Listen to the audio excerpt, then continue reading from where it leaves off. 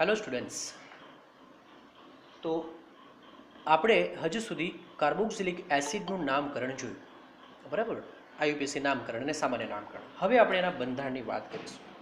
Carboxylic એસિડના બંધારણની ચર્ચા કરીએ તો કાર્બોક્સિલિક એસિડનું બંધારણ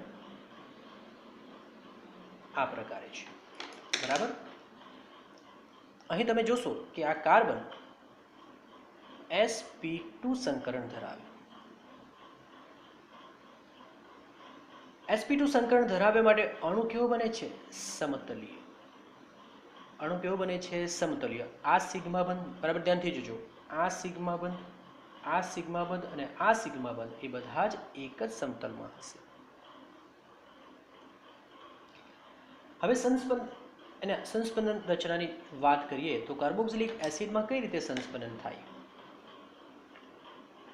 તો આની પાસે 1 2 3 અને 4. આની પાસે કેટલા હશે? એની પાસે પણ 4 જ હશે, કારણ કે બે બંધ બનાવેલા છે ને. તો આ જે પાઈ બંધ છે એ જ્યારે આ કાર્બન પર જાય કે તરત જ આનો ઇલેક્ટ્રોન યુગ્મની વચ્ચે ઉતરી આવે. એટલે હવે તમને કેવું દેખાશે કે જે પહેલા ડબલ બોન્ડ હતો તે સિંગલ બંધ બની ગયો અને કાર્બનની સંખ્યા, ઇલેક્ટ્રોનની સંખ્યા 4ની જગ્યાએ કેટલી થઈ ગઈ? 6 થઈ ગઈ, બરાબર? અહીં હવે શું બની ગયો હશે? Double bond. ઓક્સિજન પાસે 4 હતા, તેની જગ્યાએ હવે 2 રહી ગયા અને આ આપણો હાઇડ્રોજન. ઓક્સિજન ઇલેક્ટ્રોન યુગ્મ આપે એટલે એના પર ધન વીજભાર આવશે, બરાબર? નેક્સ્ટ સ્ટેપમાં શું થશે? ફરી પાછો આ અહીં આવે અને ત્યારે જ પાછો આના પર ચાલી જાય. મતલબ કે આ રીતે સંસ્પંદન થયા કરે. તો આપણે છેલ્લે જો બંનેનું સંસ્પંદન સંકૃત બંધારણ લખવું હોય તો એનો મતલબ કે પાઈબંધ કોઈ એક સ્થાને સ્ટેબલ એટલે કે સ્થાયી ન રહે તો તેવા કિસ્સામાં આપણે એને આ રીતે લખતા છે. તમે શીખી ગયેલા છે 11થમાં કે ત્યારે એ પાઈબંધને આપણે ડોટ ડોટ ડોટ બંને બાજુ લખતા છે. યાદ છે ને બધાને? ઓકે, યાદ જ હશે. ઓકે, આ રીતે લખી શકીએ. આ જે આ કોણ છે sp2 સંકરણ હોવાથી આ કોણ કેટલો થશે? 120 ડિગ્રી થવાનો, બરાબર? 120 ડિગ્રી થશે અને અણુ કેવો છે? સમતલીય. તો આટલી જ ચર્ચા એમાં કરવાની હતી. હવે આપણે નેક્સ્ટ ટોપિક અને ખૂબ અગત્યનો છે, એક છે કાર્બોક્સિલિક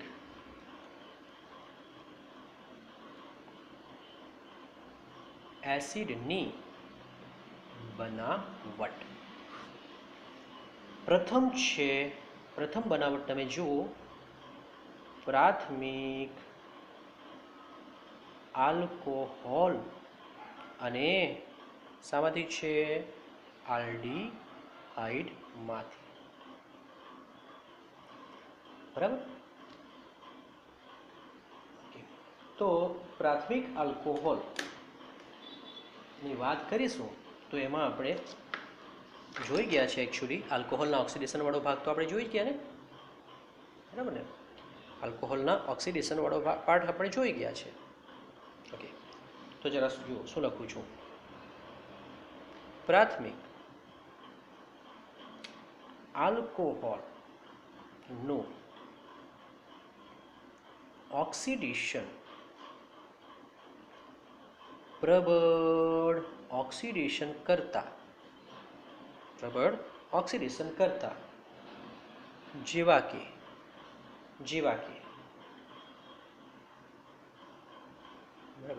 કે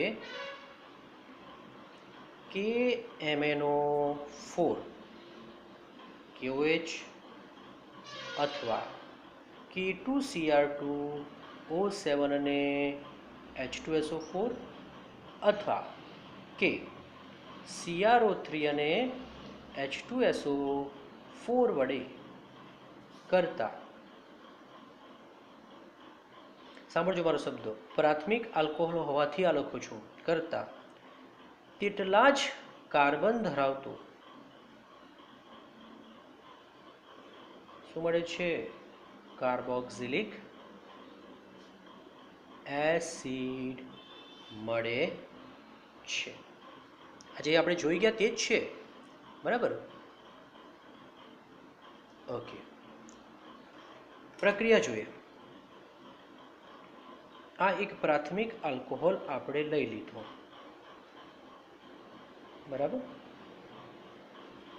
આનું ઓક્સિડેશન હું KMnO4 અને QH દ્વારા કરું છું.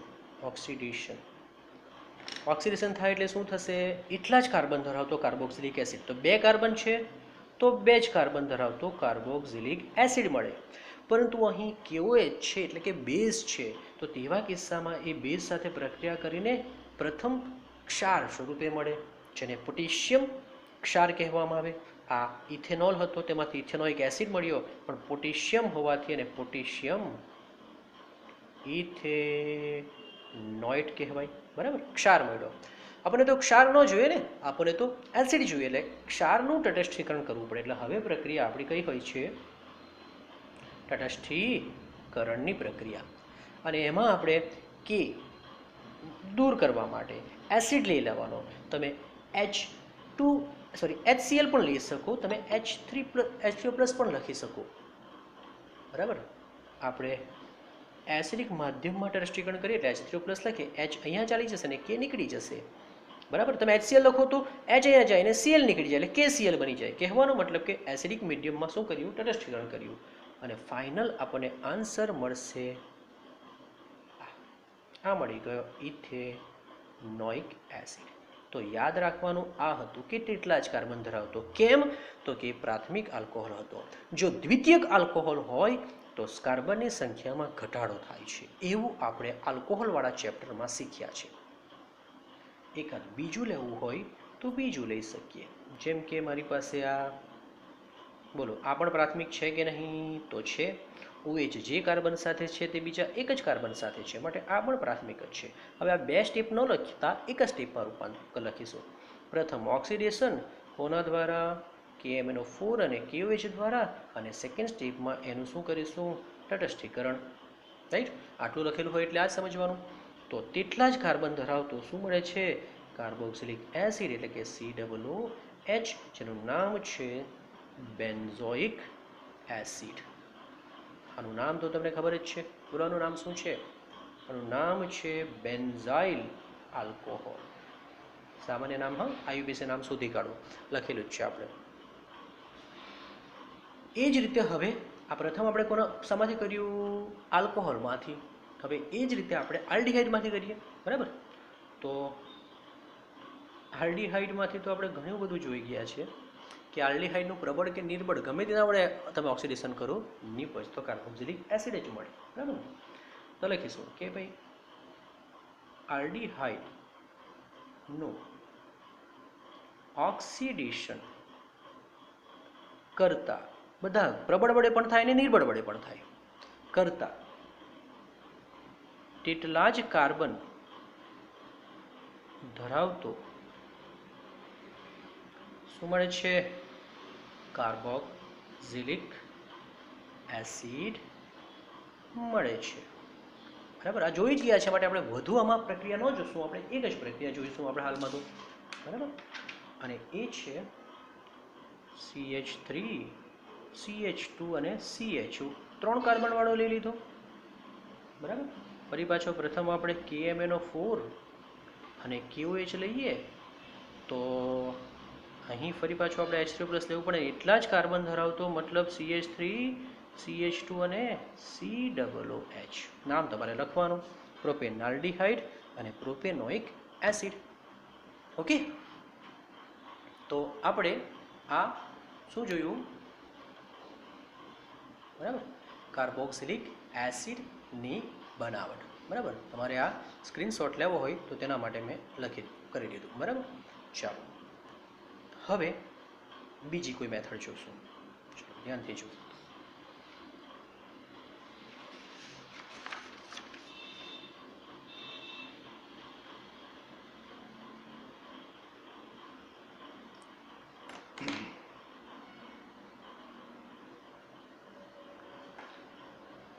બીજી બનાવટ છે આલ્કાઇલ બેન્ઝીનમાંથી, એટલે કે બીજી બનાવટની વાત કરીએ તો એ છે આલ્કાઇલ બેન્ઝીનમાંથી, બરાબર, આલ્કાઇલ બેન્ઝીનમાંથી. હવે એમાં ખાલી સમીકરણ જ જોવાના છે અને સમીકરણ જ યાદ રાખવાનું છે તમારે. ચલો પ્રથમ લઈ લઈએ આલ્કાઇલ બેન્ઝીન, મતલબ બેન્ઝીન ઉપર આલ્કાઇલ સમૂહ, બરાબર. આ લઈ લીધો CH3, નામ શું છે? ટોલી. હવે મારે આનું ઓક્સિડેશન પ્રબળ ઓક્સિડેશન કરતા તમે બીજું પણ લઈ શકો, હો K2Cr2 7 પણ લઈ શકો. KMnO4 અને KOH વડે કરો તો શું થાય? સાંભળજો બરાબર. આ આલ્કાઇલ ભાગનું ઓક્સિડેશન થાય, નહીં કે ફિનાઇલ. આનું ઓક્સિડેશન ન થાય, આનું થાય. અને હાઇડ્રોજન દૂર થાય અને ઓક્સિજન ઉમેરાય, એટલે કે આપણને કાર્બોક્સિલિક એસિડનો ક્ષાર મળે પહેલા સ્ટેપમાં, બરાબર. પછી આપણે એનું શું કરી દઈએ? તટસ્થીકરણ કરી દઈએ H3+, તો આપણને કાર્બોક્સિલિક એસિડ મળી જશે. આ જે H દૂર થયા તે કઈ રીતે દૂર થાય? તો એ H હંમેશા H2O બનીને દૂર થાય. શું બનીને દૂર થાય? H2O, બરાબર. આનું નામ છે પોટેશિયમ બેન્ઝોઇડ.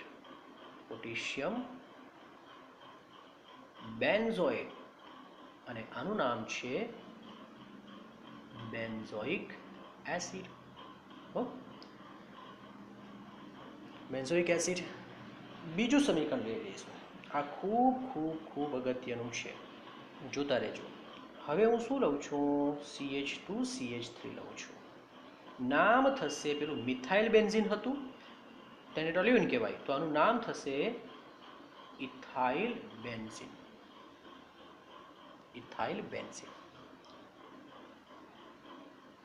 ઓકે. ફરી પાછા KMnO4 અને KOH. પ્રશ્ન એ થશે કે આલ્કાઇલ ભાગનું થાય તો ખરું.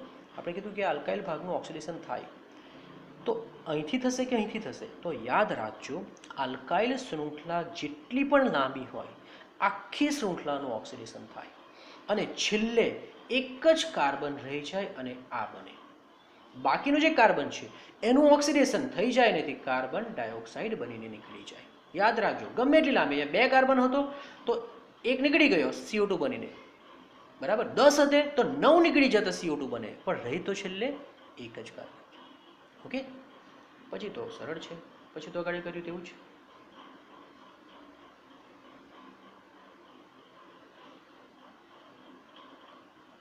ક્લિયર થયું ને બધાને? ઓકે, ચાલો, બરાબર. આ જે આલ્કાઇલ શૃંખલા હતી, હા, એ આલ્કાઇલ શૃંખલા કેવી હતી? પ્રાથમિક આલ્કાઇલ ભાગ. હવે આપણે એવું કોઈ શૃંખલા લઈએ કે જે દ્વિતીયક હોય, બરાબર. શું હોય? દ્વિતીયક હોય. તો જરાક જુઓ, હું શું લઉં છું? હું CH3 અને CH3 લઉં, બરાબર. CH3 લઉં છું, બરાબર. ઓકે.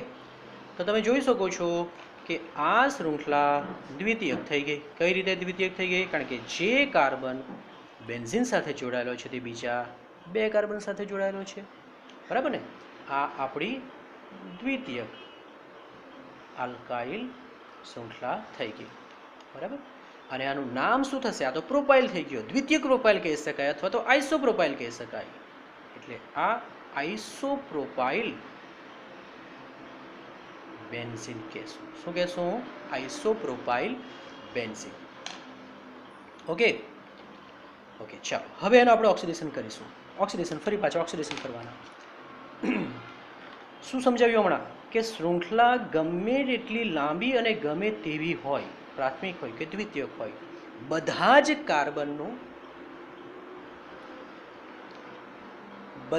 કાર્બનનું ઓક્સિડેશન થાય અને છેલ્લે તો એક જ કાર્બન રહે.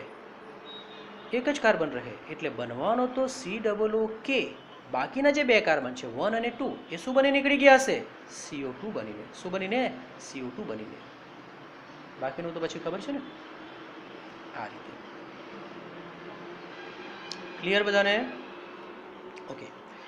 પણ જો તૃતીયક શૃંખલા હોય તો શું? આ ખૂબ ખૂબ ખૂબ અગત્યનું છે. બરાબર. તૃતીયક શૃંખલા લઈ લો. એક CH3 અને CH3. બરાબર. આ ભાગ તમે જોઈ શકો છો, તૃતીયક આલ્કાઇલ ભાગ કહેવાય. અને જ્યારે એનું ઓક્સિડેશન કરવામાં, નામ શું થશે? તૃતીયક બ્યુટાઇલ છે તો શું થશે?